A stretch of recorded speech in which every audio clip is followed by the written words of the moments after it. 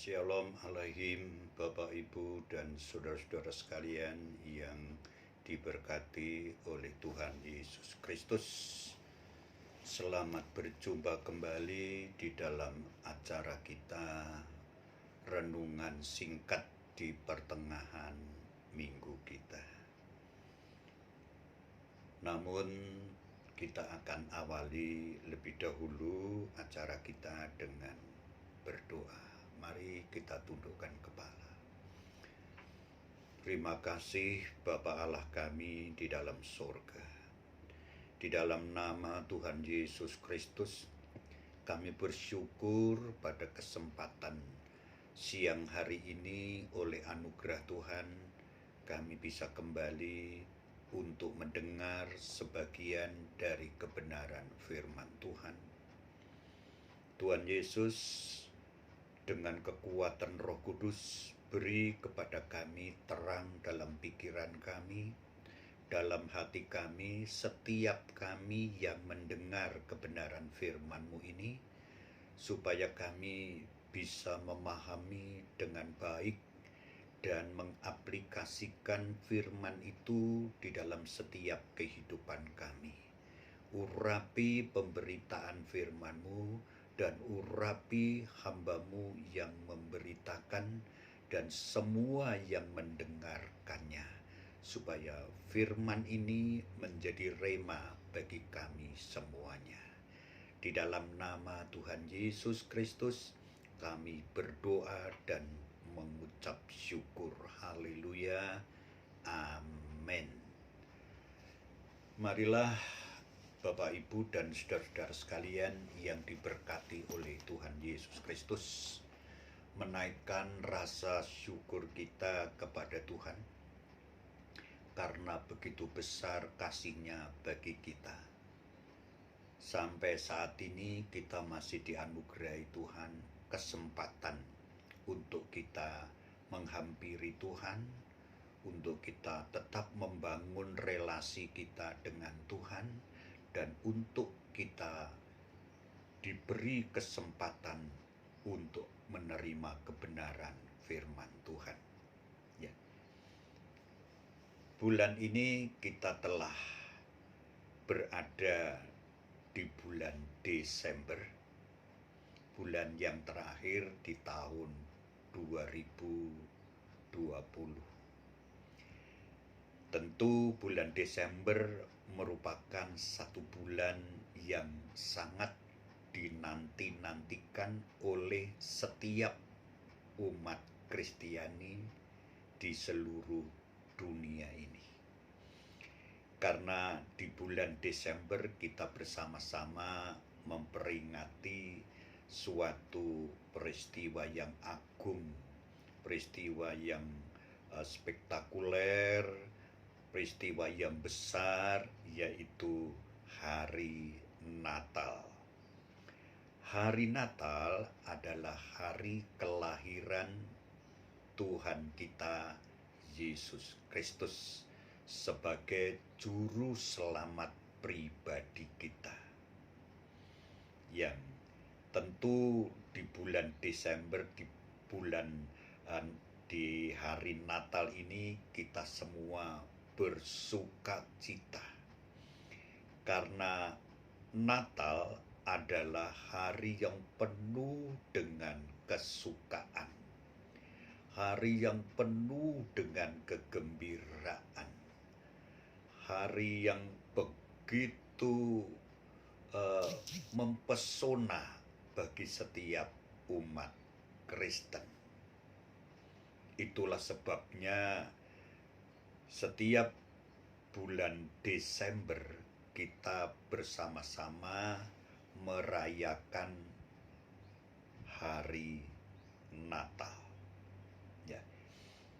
Pada kesempatan ini renungan kita juga tentu berbicara dari hal Natal. Ya. Yang saya ambil sebagai teks dasarnya Injil Lukas pasal yang kedua, pada ayat yang ke 7. Demikian saya bacakan firman Tuhan.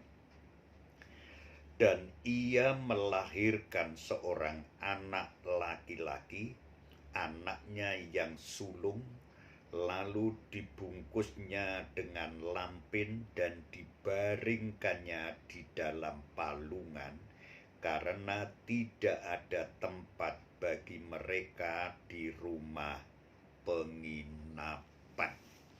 Demikianlah firman Tuhan yang saya bacakan.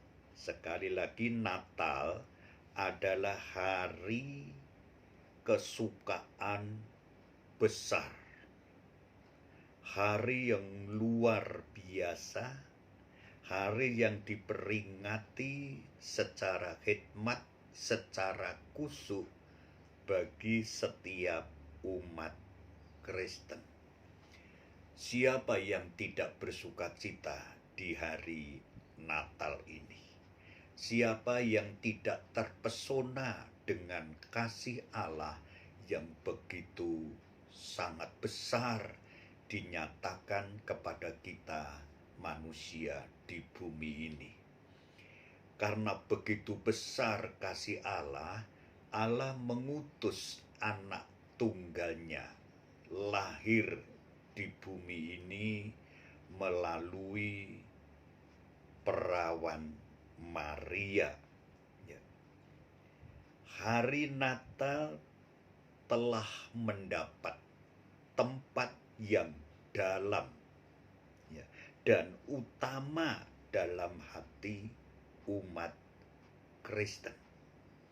Dan hari Natal tidak bisa dipisahkan dari kehidupan kekristenan kita.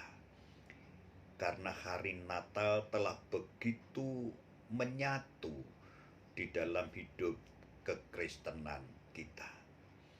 Walaupun di bulan Desember ini, bahkan di situasi kondisi COVID-19 ini, kita bersama-sama dihadapkan dalam situasi yang tidak menguntungkan.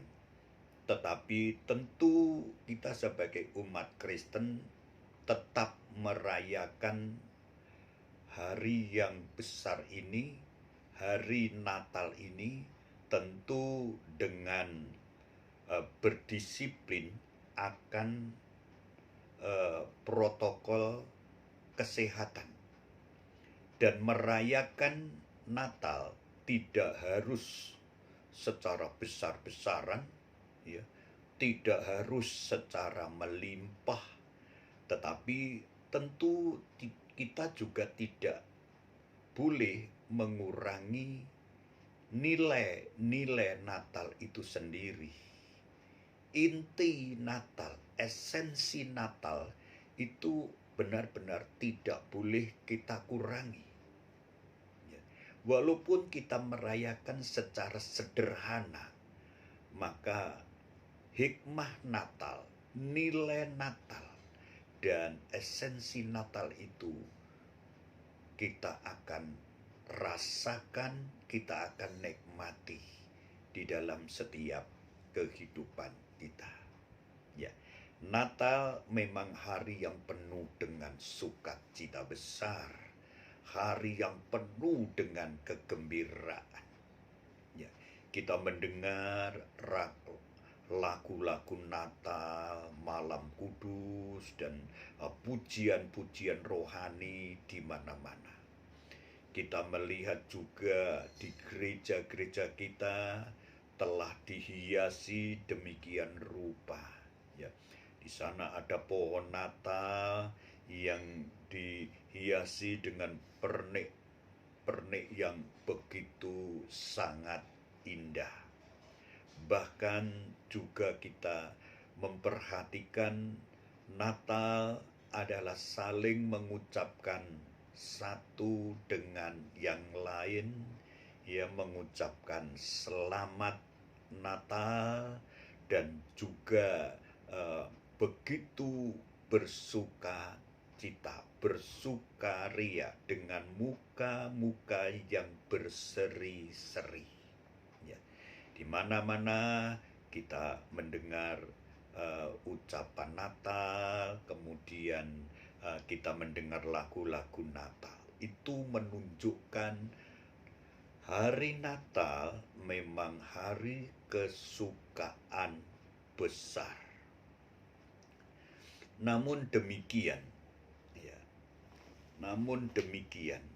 biarlah kita merenungkan secara mendalam, ya, sesuai dengan ayat yang saya bacakan tadi, ya, sehingga Natal itu kita benar-benar bisa merenungkan intisarinya secara lengkap dan secara benar. Ya.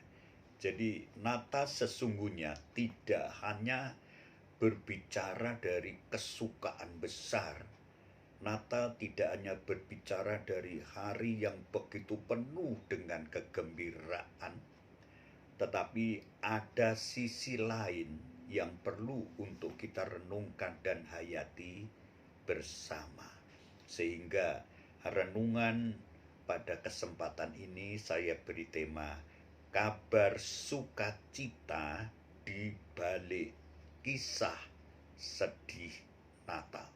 Ya, kabar sukacita di balik kisah sedih Natal. Ya. Kabar sukacitanya kita melihat, kita memperhatikan Allah melawat umatnya. Kabar sukacitanya adalah hari ini telah lahir juru selamat bagimu.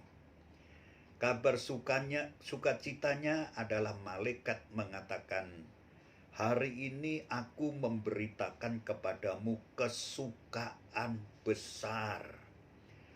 Malaikat-malaikat memberikan pujian. Ya.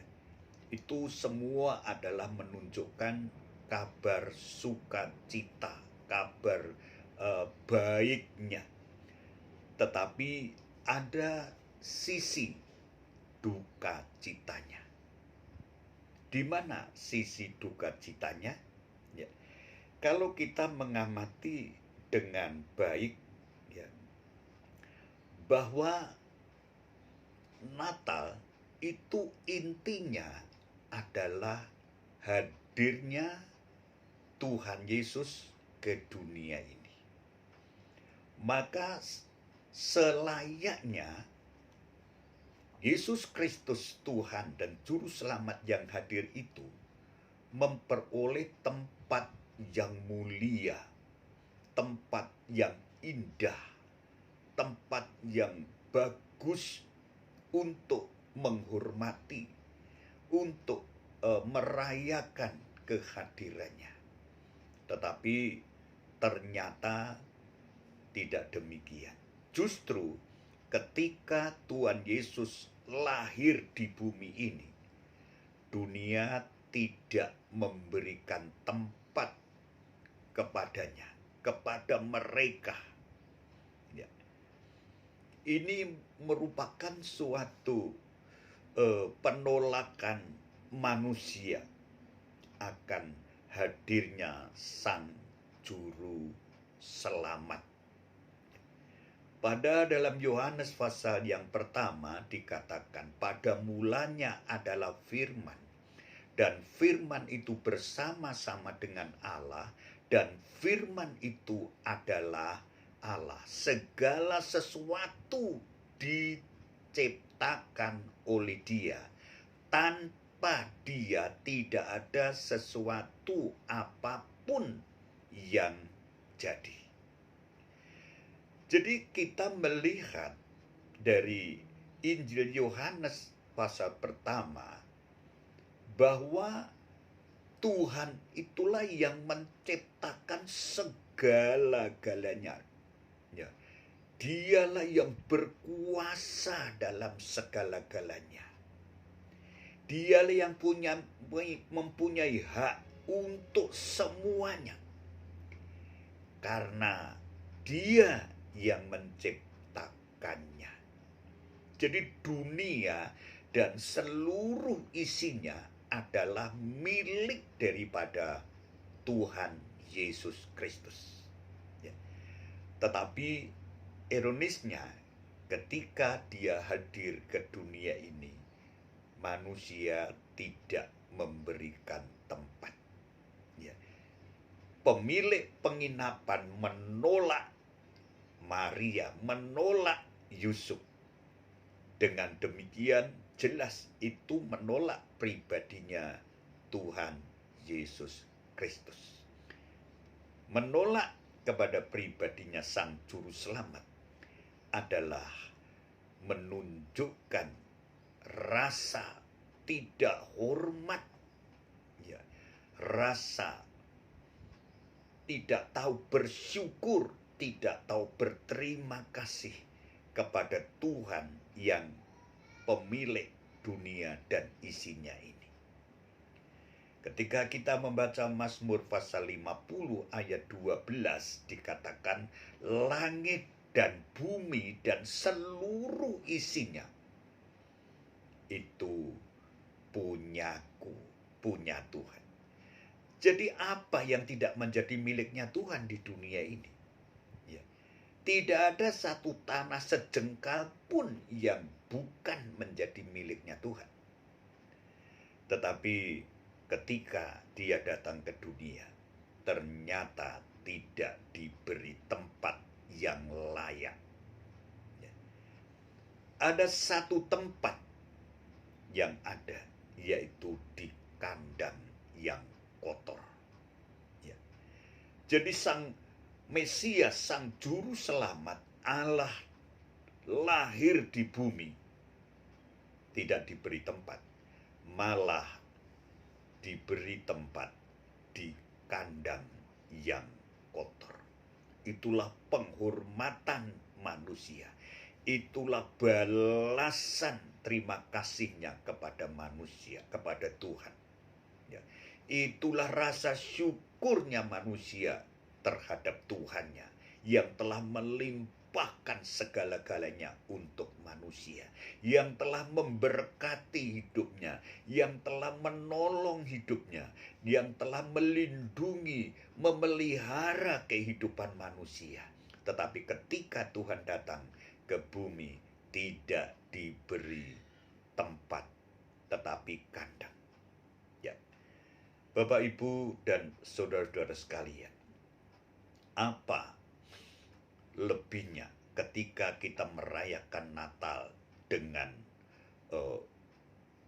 perayaan yang besar-besaran, ya, dengan semua acara yang bagus, ya, dengan semua atribut-atribut Natal yang begitu sangat menarik, ya. Tetapi sikap hati kita tidak memahami bahwa Tuhan Yesus Kristus itulah yang harus kita beri tempat yang indah, yang mulia, yang terbaik. Seringkali di sini kita gagal untuk merayakan Natal yang sejati, gagal untuk merayakan perayaan hari besar kita, karena kita merayakannya ya tidak mengerti esensi daripada Natal itu. Natal adalah memberikan sikap hidup kita dengan sungguh-sungguh memberikan tempat bagi Dia, bagi Tuhan Yesus di dalam kehidupan kita. Nah, inilah seringkali yang kita tidak sadari. Kita sibuk untuk menyiapkan banyak hal di dalam acara Natal kita. Kita sibuk untuk membuat kue. Kita sibuk untuk menghiasi gereja, menghiasi rumah kita, menyiapkan segala sesuatunya. tetapi ternyata kita tidak ada satu kerinduan yang mendalam untuk memberikan tempat yang terbaik bagi Tuhan Yesus Kristus di dalam hati kita. Ya, itulah sebenarnya diinginkan Tuhan. Dia harus memperoleh tempat di hati kita. Dan dia benar-benar datang untuk menyelamatkan kita, untuk menolong kita, untuk memimpin, melindungi, memberkati setiap kehidupan kita. Dia yang dari sorga yang mulia turun ke bumi di dunia yang penuh dengan dosa ini. Itu karena dia ingin membangun relasi dengan kita sebagai anak-anaknya. Ya. Mengapa dia tetap datang, ditolak oleh manusia, tidak diberi tempat oleh manusia? Dia tetap datang ke dunia. Karena itu menunjukkan kasihnya yang begitu sangat besar untuk kita.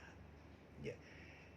Manusia sebenarnya, ya, kalau toh ya, manusia menolak sekalipun, Allah tidak pernah gagal untuk tetap mengasihi manusia. Karena tekadnya, kasihnya begitu besar. Mengapa? Karena Allah tahu keselamatan itu hanya ada di dalam Tuhan Yesus Kristus, bukan di tempat lain, bukan atas nama lain. Di kolong langit tidak ada nama lain yang bisa menyelamatkan selain nama Tuhan Yesus Kristus. Ya. Jadi mengapa Tuhan tetap datang ke bumi walaupun tidak diberi tempat oleh manusia? Karena Allah justru menyatakan kasihnya yang besar kepada manusia. Kasihnya tidak bisa digagalkan oleh kekerasan hati, kekerasan kepala manusia. Ya.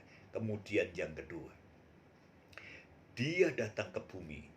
Dia mau dilahirkan di kandang, di tempat yang kotor, ditempatkan di palungan, hanya dibungkus dengan kain, sehelai kain lampin. Itu memberikan keteladanan, pelajaran yang berharga bagi kita, agar kita ini benar-benar memiliki kerendahan hati. Dalam hidup kita jangan hanya melihat yang besar, yang mulia, yang gagah, yang kuat, tetapi kita merayakan Natal khususnya, mari pandangan hidup kita ke kandang, pandangan hidup kita ke palungan, pandangan hidup kita ke kain lampin, menunjuk kesederhanaan, menunjuk kepada kerendahan hati. Kita berteladan kepada pribadinya Kristus, walaupun dia Allah, tidak menganggap kesetaraannya dengan Allah yang perlu dipertahankan, tapi dia mengosongkan dirinya menjadi manusia, bahkan menjadi seorang hamba yang rela ditempatkan di kandang yang kotor, karena begitu besar kasihnya kepada manusia. Natal adalah berorientasi kepada yang di bawah, kepada yang hina, kepada yang kotor, kepada yang tidak berdaya. Perhatian kita manusia seringkali hanya kepada hal-hal yang luar biasa, yang spektakuler, yang mengagumkan. Tetapi tidak demikian dengan Tuhan Yesus. Dia hadir di bumi ini menunjukkan sikap kerendahan hati yang luar biasa. Jadi sekali lagi, Natal memang berita sukacita besar. Natal memang hari yang luar biasa bagi kita. Tetapi Natal juga berbicara dari hal kesedihan, karena kita tidak memberikan tempat yang layak, yang utama atas kelahiran Tuhan Yesus Kristus. Mari kita rendahkan hati kita, kita lepas kesombongan kita. Kalau kita ingin merayakan Natal, mari kita turun dari tahta kita, turun dari keakuan kita, turun dari kemuliaan kita, turun dari kegagahan kita, turun dari semua yang kita anggap besar dalam diri kita, dan kita menempatkan di tempat yang paling rendah seperti Tuhan Yesus Kristus lahir di kandang yang kotor, hanya ditempatkan di palungan yang hina, dibungkus dengan kain lampin. Tetapi disitulah mulianya Allah kita itu menunjukkan kasih-Nya yang tidak terbatas bagi kita manusia. Saya percaya makna Natal yang sesungguhnya adalah orang Kristen memberikan hatinya, sikap hidupnya, mengosongkan, dan kita menengadah kepada pribadinya Allah yang melampaui segala-galanya, yang melebihi semuanya. Maka berkat Natal akan menjadi milik kita.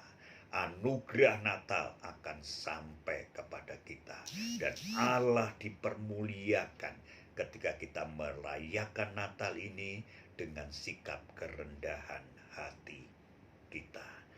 Natal berita kesukaan besar, tetapi kita juga menyadari seringkali kita menolak kehadiran Tuhan dalam kehidupan kita karena kita tidak memahami betul akan kehendak Tuhan dalam pribadi kita. Saya percaya kita semua akan mengambil sikap seperti sikapnya Tuhan Yesus. Orang yang rendah hati akan ditinggikan. Orang yang rendah hati akan dimuliakan Tuhan. Orang yang rendah hati akan diangkat oleh Tuhan. Selamat Natal, damai sejahtera Natal melimpah bagi kita semuanya, dan selamat menyongsong tahun baru, tahun 2021. Immanuel, Tuhan menyertai kita. Mari kita tunduk kepala, kita datang kepada Tuhan. Terima kasih ya Tuhan Yesus untuk berita firman-Mu. Engkau yang besar rela menjadi kecil. Engkau yang mulia rela menjadi hina. Engkau Tuhan, Engkau Allah, mau menjadi manusia karena kasih-Mu yang besar bagi kami semuanya. Biarlah keteladanan Tuhan Yesus itu mengubah setiap hidup kami yang mendengar kebenaran firman-Mu. Kami mohon ampun karena kerap kali kami juga tidak menghargai Tuhan, tidak memberikan tempat yang terbaik bagi Tuhan, tidak memberikan waktu yang terbaik bagi Tuhan, tidak memberikan persembahan yang terbaik bagi Tuhan, bahkan tidak memberikan, oh Tuhan, persembahan-persembahan yang baik bagi Tuhan. Ampuni kami. Tuhan memberkati semua yang mendengar berita kebenaran firman-Mu ini, khususnya seluruh jemaat GPPS Philadelphia Wage. Tuhan memberkati semuanya dengan kesehatan yang baik, dengan damai sejahtera, dengan sukacita. Seluruh keluarga dilawat oleh Tuhan, semuanya ditolong, diberkati oleh Tuhan. Terima kasih Tuhan. Mereka-mereka yang terganggu kesehatannya, dalam nama Tuhan Yesus, dijamah dan bilur-bilur Tuhan menyembuhkan mereka semuanya. Terima kasih. Dalam nama Tuhan Yesus kami mengucap syukur. Haleluya. Amin. Tuhan Yesus memberkati kita semuanya.